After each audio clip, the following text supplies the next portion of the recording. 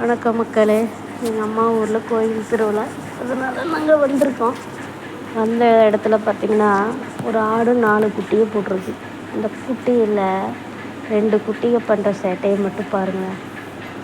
புடவையை பிடிச்சி அதில் என்ன தான் ஒரு டேஸ்ட்டை பார்த்துச்சோ தெரியல, கடின்னு கடிச்சு தள்ளுது.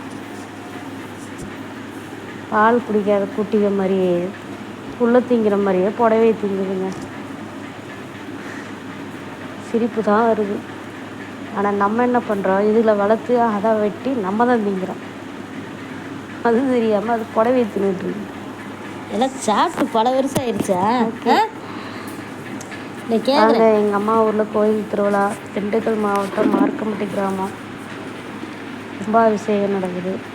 நீங்களும் வாங்க, கோயில் திருவிழாவை பார்த்துட்டு போவீங்களாம்.